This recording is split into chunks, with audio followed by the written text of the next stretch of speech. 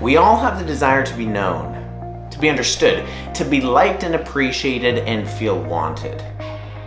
Let's talk about that. Whether we look for that in the notoriety of the amount of views or likes or shares or retweets, or in the approval of others at our place of employment or at school or within our family or even within romantic or sexual relationships, we all have a desire deep down to be known.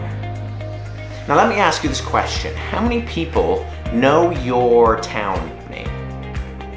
How about your birthday? How many people actually wish you a happy birthday without first getting a notification about it on Facebook?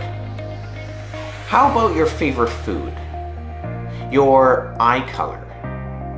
Your blood type?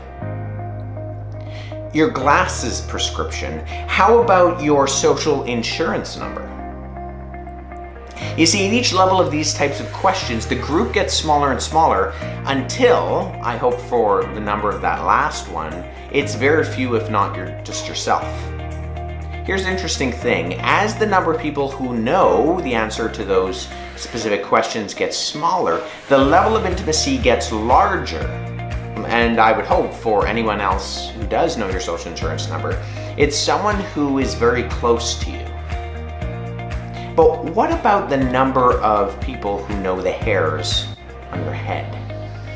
Now that might seem like a weird question, but in Matthew's biography of Jesus' life in the 10th chapter, he records Jesus as saying, quote, "Are not 2 sparrows sold for a penny? Yet not one of them will fall to the ground outside of your Father's care, and even the very hairs of your head are numbered. So don't be afraid. You are worth more than many sparrows," unquote. It's interesting to note that that passage does not say that God counts our hairs. It says he numbers them. God our Father knows us so intimately that each one of us has our hairs with a specific number attached to them. Now for some of us that number is less than others. Here's looking at you, Tim Burnett. But think about that fact. See, it goes far beyond just plain omnipotence, that is, a knowledge of all things. That kind of detail isn't simply trivia, it's prefaced with the fact that God doesn't simply know about us, but he cares for us. Now, your Instagram followers may know a lot about your life, or at least the parts of your life that you want them to know about.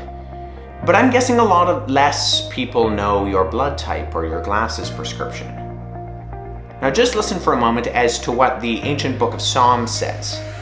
The psalmist writes, "You have searched me, Lord, and you know me.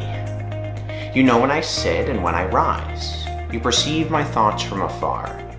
You discern my going out and my lying down. You are familiar with all my ways. Before a word is on my tongue, you, Lord, know it completely.